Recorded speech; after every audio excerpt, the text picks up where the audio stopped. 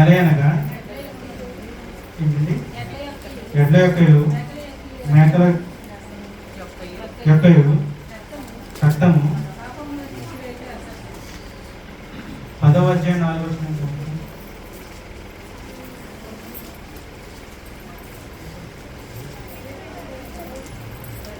అదే 5వ వచనం చదువు.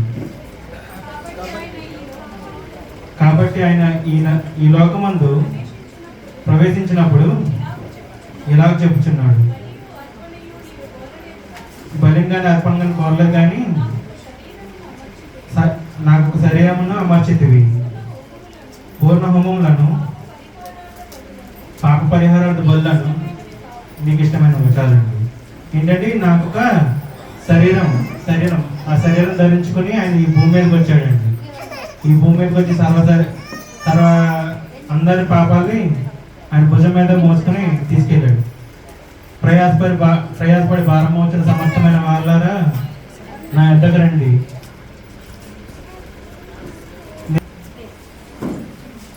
అలాగే అపోస్తుల కార్యములు 1వ అధ్యాయం 9వ వచనం ఒకసారి చదవండి.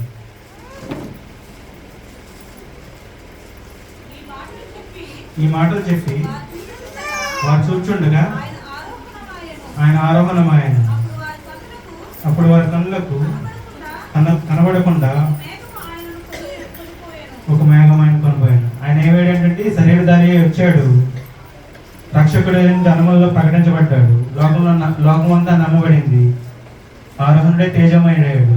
అదేనండి ఇది ఏమంటే ఈ మాటలు చెప్పి చూచుండగా ఆయన ఆరోహణమయ్యాడు. ఆయన వచ్చిన పని మొత్తం అంతా జరిగించుకుని ఆయన వెళ్ళిపోయాడు. దేవుడి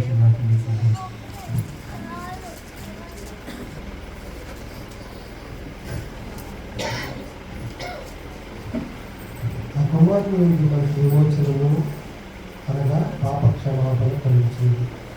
ఆయన అదృశ్య దేవుని స్వరూపుడు, సర్వ సృష్టికి ఆది సంభూతుడై ఉన్నాడు. కానీ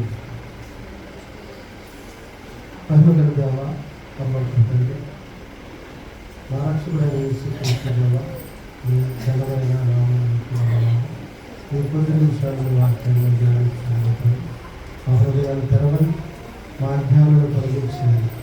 మీరే మహిమ పొందండి, మీరే దాన్ని గ్రహించండి. కూర్చొని